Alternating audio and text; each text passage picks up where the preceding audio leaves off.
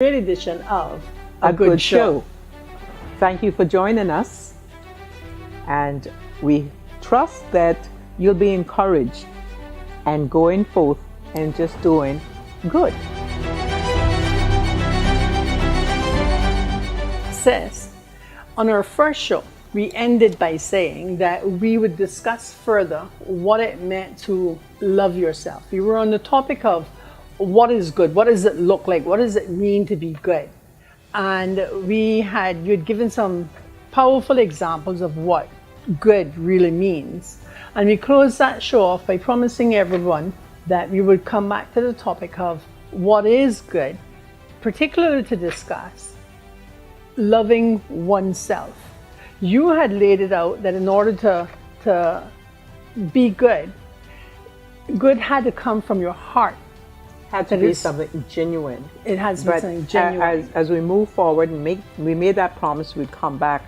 I think one of the things to be good to yourself is accepting yourself, accepting the fact that you are who you are, and be respectful to yourself.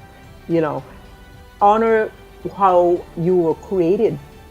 And do not be afraid to face your insecurities, because if we're going to be good to ourselves, the first thing we have to do is learn how to face those insecurities that might have been whispering in our ears all these years that, oh, you're not good enough. You're not good enough. That one looks better. That one is slimmer. That one is taller. That one is more educated. And then the media has not helped us. But here is the key. The Word of God tells us that we are all fearfully and wonderfully made. We all don't look alike. We all don't walk alike. We all don't talk alike. No, why? Because we're individuals.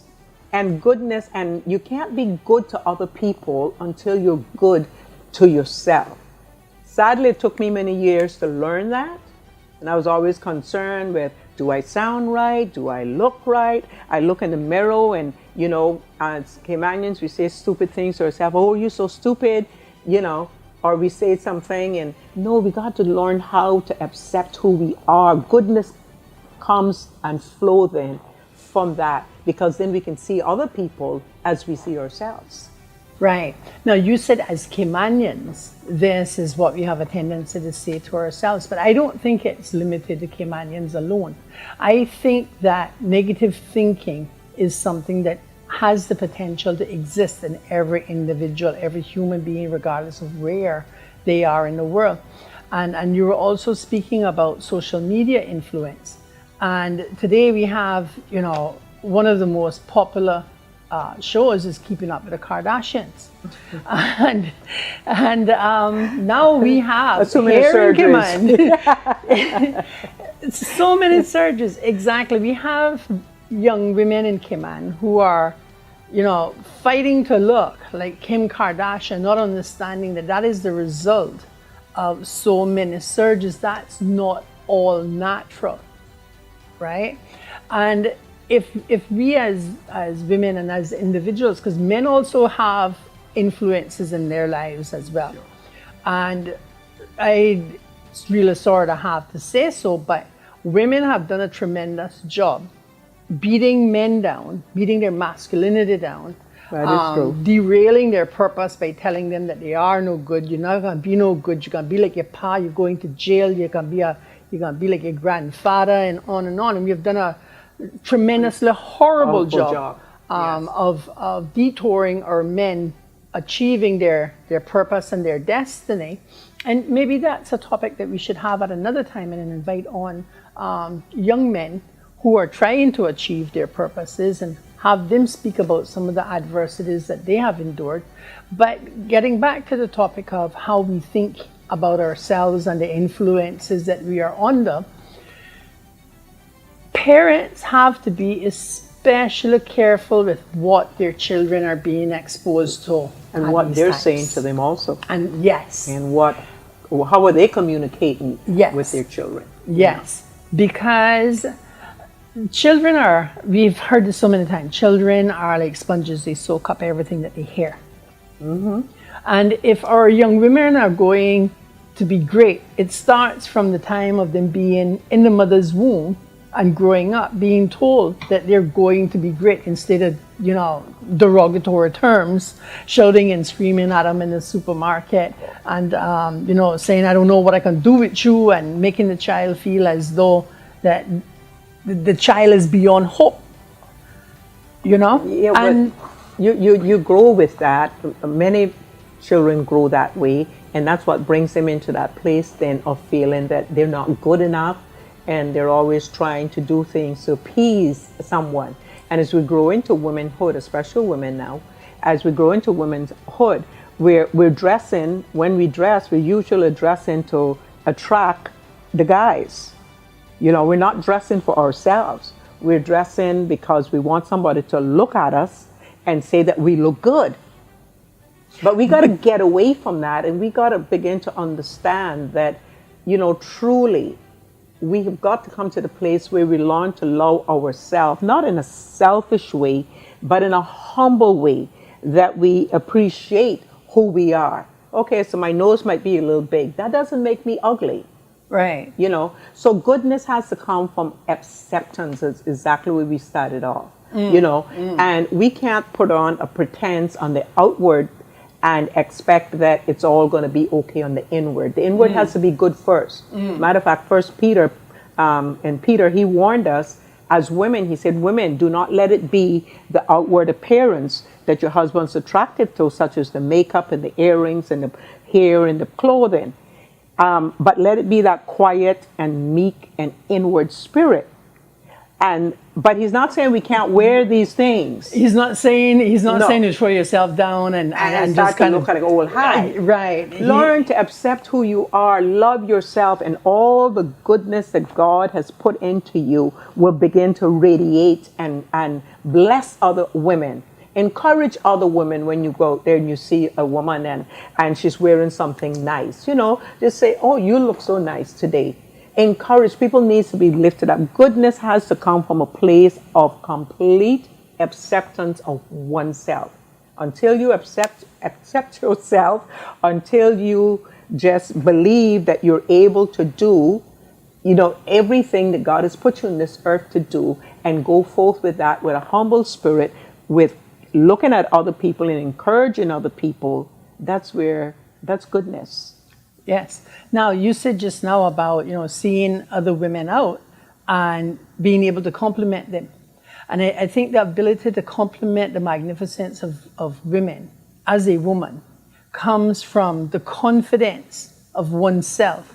Exactly. That you are confident in yourself, that in celebrating that individual, that woman, doesn't diminish your value as a woman. As a matter of fact, what you're doing is you're applauding the very magnificence of being a woman. And I know that a lot of times, I'll say to other women who are in my company, oh, that woman looks so good. And they'll look at me kind of like quizzically. And I said, don't they? Yeah. Doesn't she? Don't they look good? Well, sometimes you almost embarrasses me with telling me how good I look, so I know that's who you are, and encouraging. But that's what we need to do. That's exactly what we're supposed to be doing. We're supposed to be building up and edifying one another. Right? Yes. Now, on the other hand of that is when you have situations where women don't look so good, and you positively intervene by taking a gentle approach, recognizing and making your own inquiries behind the scene and saying, I just met such and such a person. Can you share what you might know about them? I want to help, but I'm not 100% sure exactly what their living situation may be, because sometimes you don't want to go directly to the individual because you don't want to bring affront to them or embarrass them in some way. And so you make the inquiries that are necessary, and the next conversation you know how to deal with and how to offer your help, and that's to offer your help without condemnation or criticism of that woman. And a lot of women look at yourself, they look at me. They do their comparisons. They wish they were you, or they wish they were me.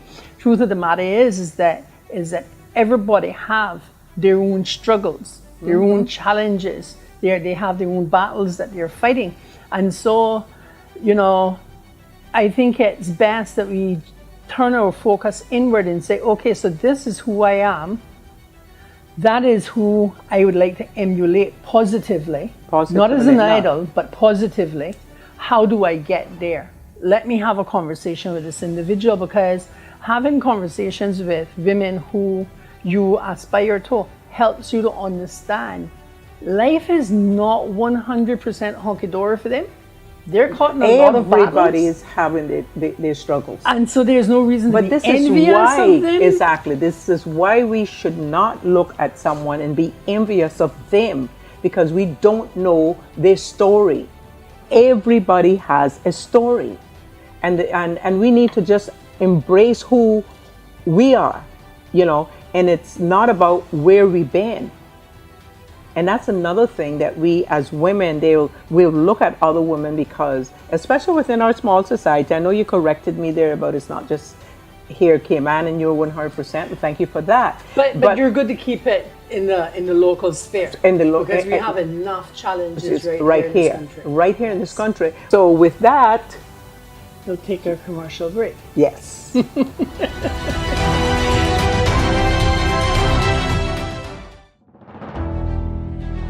So let's just wrap this goodness up to the best of our ability. I'm sure it can be exhausted for the next 2 hours.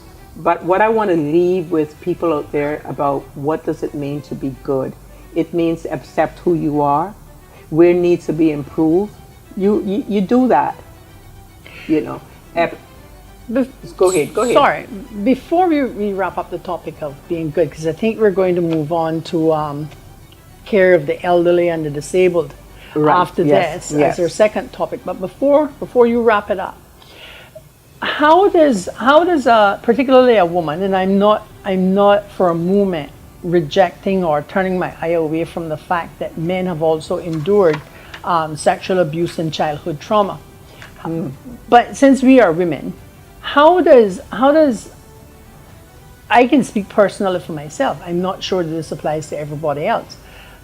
But how is it that a woman continues to love herself past and beyond all of that would be a question that I imagine that women watching this show would ask. Because we know that sexual abuse in this country is a prevalent, it's one of the deepest, most prevalent dark swept sins and under crimes, the rug from the beginning of time. Yes, and I can speak to from my own perspective that it took a lot of me going back in memory and saying, look, I didn't ask for this. I was not at fault. When my abuser used my love for my brother so that he could continue to perpetrate his evil against me, that wasn't my fault. And through the love of Christ, I was able to then accept that me in my childhood was innocent. I was not a party to those proceedings. I was not a willing participant. Right. And the truth of it is, as a child, I was being raped, and that's people try to minimize the impact of that, but that's actually what is happening. And you know, I had to keep going back and recognizing that I was wonderfully made. It was my abuser's wrongdoing against me, and I always hope it was only me. That is my prayer, that it was only me. I doubt that, because an abuser don't stop with one person, especially children. And again, as you rightly stated, there's male and female, but I also, growing up, had been sexually abused, you know, and I had to go through that, because that leaves you feeling as if you're unworthy. You just feel so, for lack of better words, you just feel so nasty. Yes. And you don't know who to tell, because nobody seems to want to believe that these things are happening. And that's why that is one of the areas I'm very passionate about, is when I see young ladies and I see young girls, I can look right into the eyes and I see the darkness, and I understand, and I know that they're going through something. And it takes a long time. That stigma just don't wear off. because listen, this is going to take a different show for another time with I a ag- lot of time. Yes. But how do we get past that? I wish I had the one answer to say how you get past that. But there's no one answer. It's a process. And again, you need a lot of love, you need a lot of support in order to get past that. And sometimes you don't get that love and that support where you need to get it from. You're like us. You grow up and you have to come to that place through the Lord Jesus Christ where you recognize and you read the word and says, but I was fearfully and wonderfully made. And then you begin to cut away those layers and begin to forgive those individuals and accept the fact that you had nothing to do with that. You had Right. absolutely nothing. You didn't invite it in, it just came in. So I know that that's a very, very deep thing for many, many women out there today. And that's why as women, we need to stop running our mouth about one another and learn to show each other love and learn to respect one another, because if I am not respecting you, it's just a sign that I'm not respecting me, Because we are women. because we are women. Women. Okay, with all sorts of different backgrounds, and sexual molestation doesn't just happen to the poor child down in Rock Hole or Dog City like myself. It happens in high society, in high places, and it carries the same damage. You feel as if you have no hope. You're ashamed of it. That's why I said earlier, you have to face your fears. You have to face all those things that happen to you and deal with them. Get some help, and sometimes it's hard to find the help because it's hard to trust people. And I think it's hard to trust people because from That the trust factor childhood was broken from exactly. And then because you know that all the things that was said to you and how it was going to be your fault, and then how do I now as an adult get someone to understand or to even believe that it wasn't my fault, that I didn't break me, and so in getting help, it's about getting the right type of help also. And I was self-medicating for decades. Trying to numb that pain and get away from the shame. But And when the we blame, do, and the blame and- game, yes. Yes. You ever saw that And- movie? It was called Precious, made many years ago. It was based on a true story. And this young lady where her father was sexually molesting her. Her mother was aware, but he would do it right in the room with her mother present. And the child came up to where she ended up pregnant. Anyway, this child, through the help of some social workers, this is based on a true story, was able to finally rise above it.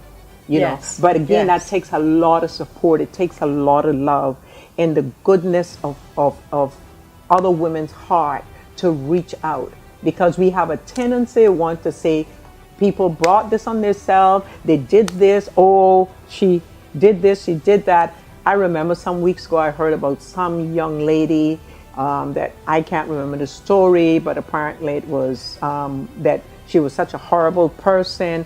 She was a 14-year-old that had run away, and she was just being maligned and tore apart. And I'm like, do you know her story? Do what is you she know running why? from? Why is she Yes. running from? Yes. A lot of the fights that we see in school, we need to find out what is going on. What is the latent cause of that? What is the under? What's the undercurrent of all of these things? Exactly. I mean, some people are just Exactly. going to be bad, okay? Because they choose to, and they're not necessarily being molested. I don't want to now make this sound as if we're That not. every bad behavior is Yes, a result of being but sexually molested. molested. No, it's not. Right. But oh my goodness, this topic cannot be exhausted this evening. This is Well, I would allow us to close it out by saying this, that self-love have to be most evident in the bad situations. Being able to recover and overcome what happened is probably the strongest testament of love for oneself. It may take you a long time. It may not be an easy journey, It won't be an easy journey. I can but tell you that. It's you not an can't easy give up journey. on yourself. No. You can't just throw yourself into the hole and say, well, nobody ever loved me, so I'm just going to destroy the rest of my life, because the truth of that is that it's you that's destroying the rest Yourself. of your life, because you do have a choice, and that is to seek help and to get to love yourself and to understand that a lot of things that happen to you is not your fault, It's not who regardless of you what are. anybody said. And and it's not who you are. You are wonderfully and fearfully made. You are magnificent. You are perfect in God's eyes. Yes, you you are are. innocent. You are a woman, or you are a young man, or you are a man, because a lot of men are now elderly but have already lived through that abuse, because evil existed from the beginning of time until now. But the truth of it is that you're just absolutely amazing. You're awesome. And regardless of how many lies you have been told in the past, we're here to tell you today, you are wonderful. You are wonderful. It's a journey. It won't happen all at one time, but you can take it layer by layer. You know, get the help. Find someone you can trust. If you need, yes, go ahead. And Yes. if you need help, Pastor Ellen and I are here to help you. Yes. To source the help that you need for your journey, so that you can recover and so that you can overcome.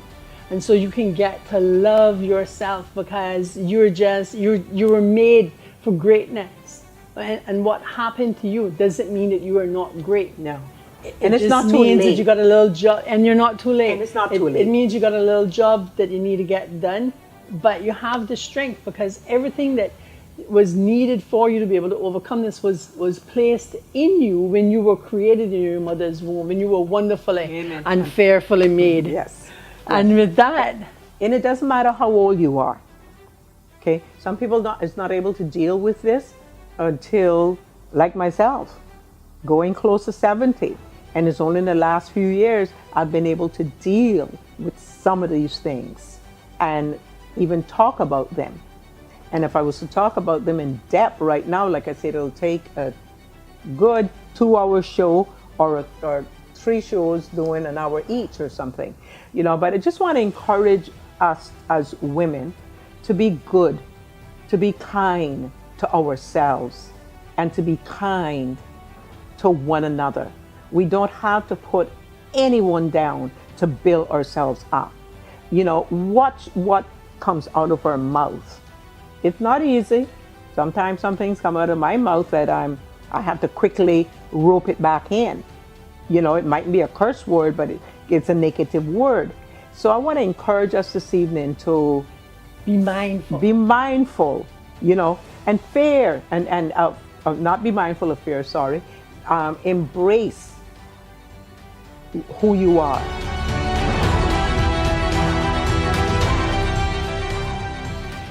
Thank you for staying tuned to a good show with Pastor Ellen Peguero and myself, Katina Anglin.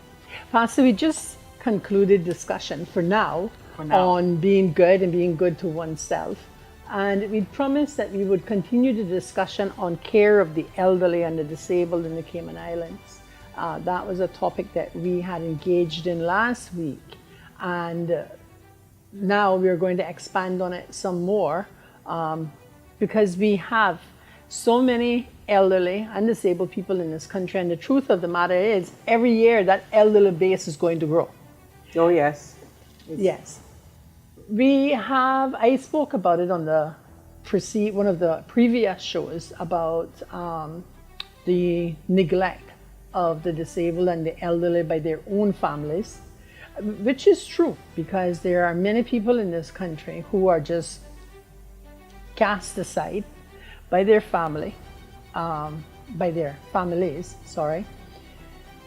But then there are other persons in this country who their families aren't able to take care of them, you know. And you already are a senior citizen. I am approaching senior citizenship. I'm And, embracing it. Yes, and you make it look good. Yeah. Let me tell you, you make it look good. So, what are some of the challenges that you see or you are aware of for families in Cayman for caring for their elderly and the disabled in their families? This is another wide, big topic because there's so much neglect. A lot of people in this country cannot care for their families because they just don't have those resources. A number of people don't, and the Word of God is clear that children, any elderly that has children and grandchildren that can take care of them, that should be their responsibility. But what we're finding is this disparity between the haves and the have-not. So those who have can do it, but the have-nots, though they want to take care of the elderly, they just don't have the resources to do so. And because I don't think all the care should be a burden of government. However, when there is no one else there, I think that is definitely something that many of us pay our tax money to go to. I mean, we're indirectly taxed, but we are taxed. Yes. So, I mean, how do we, when people go to get help here from NAU, this is just my assumption or my belief, is that a lot of times the cases are looked at based on the fact that, oh, well, that person knows that they have children that they believe is able to take care of them without really investigating, and maybe the reason they're not investigating it is because they're sitting overburdened with all of the paperwork that they can't get to process, So our elderly in this country and the disabled need some serious attention. You mentioned just now about assumptions being drawn on family members and not having a full scope of what family members are actually enduring. And I think that is one of the, for the want of a better word, plagues of our society, and that we live in a very judgmental society. Yes. And so people have a tendency to look at family members and say, oh, well, this person could do so much better for their parents, and this one could do so much better for their parents. But while they see the person generating this income, they have no knowledge of just how far in debt that individual may be, Exactly. what other medical needs that individual may be experiencing, and so on. But I think that I should never be turned away from the fact that government has set up a needs assessment unit to aid and assist the elderly, the disabled, and the needy in society, and that being persons who are able-bodied, but they need assistance in this instance, in this situation, for this time. No man is an island. Life is not always perfect. There are times when you need to ask for help, Yes. and that's why NAU was created. It was created to give relief to poor persons. That's actually the first law that was created, was the Poor Persons Relief Law. Now, in that, there's an obligation on the government to ensure that NAU is properly staffed. And when I say properly staffed, I mean adequate in number and adequate in qualifications to be able to manage the demands of society. And I say to manage the demands of society because when I take a look at and I ask questions surrounding NAU and how many people they have employed and what's their dependency level, it is lacking resources. It's lacking the first and most critical resource, and that is to be adequately staffed. There are thousands of people who are on NAU, right? But just a handful of workers, and how are they supposed to realistically process all of that? And then they have this recurrent 3-month cycle, and they need to really look at their own issues. Yes. Now we know that, yes, and we know that the government is looking at changes to that law and to that department's operations, which is a good thing. And that's the government looking at the government's responsibilities. But let us turn our eye back to our own individual responsibilities as members of our family, members of our community, and members in our church. Because I think one of the entities that's most misguided in this country is the church and the way that it deals with its community's needs. I know personally of churches giving away funds to meet a need that was not a urgent need, simply because the need had been requested from some time ago, but it was not going to cause that family to fall apart. Yeah, you may have had to catch the bus for a bit longer. Yes, you may have had to carpool for a bit longer, but it wasn't going to stop you from getting food on your table.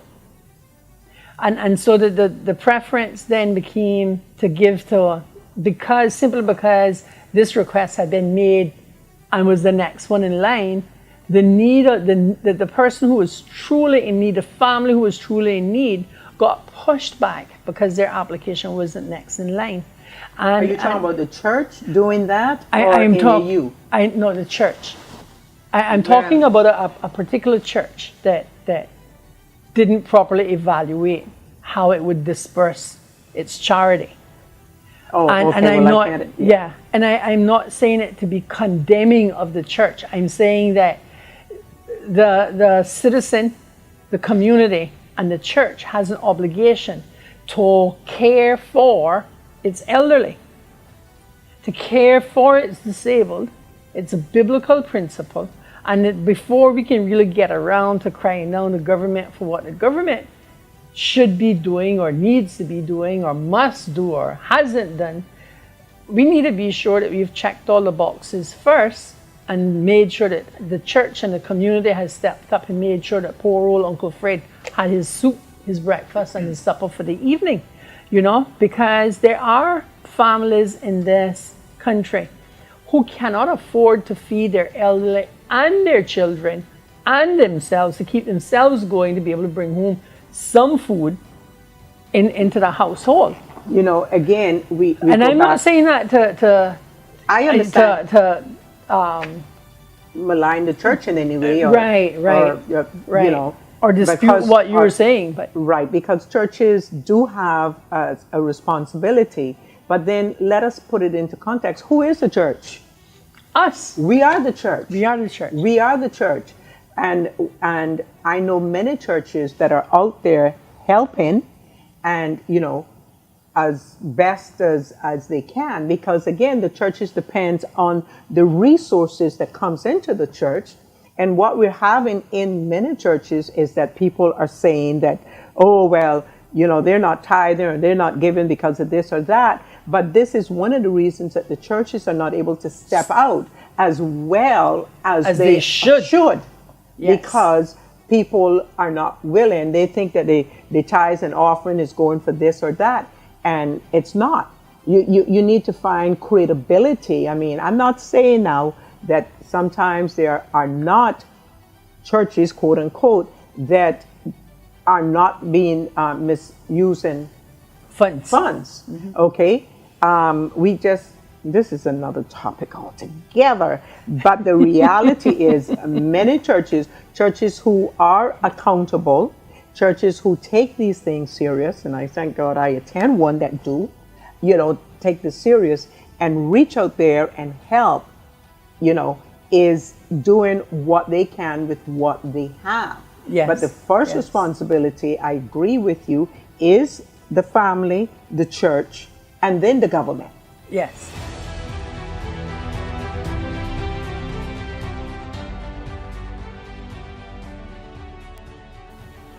This is Katina England. And I'm Ellen Peguero. And we want to thank you for having stayed tuned to another good show again. Yes. And we look forward to having you on with us again next week, when we will expand on this topic even further. It's hard to fit enough good into just a half hour. We may have to look at expanding this to a 1 hour show, Pastor Ellen.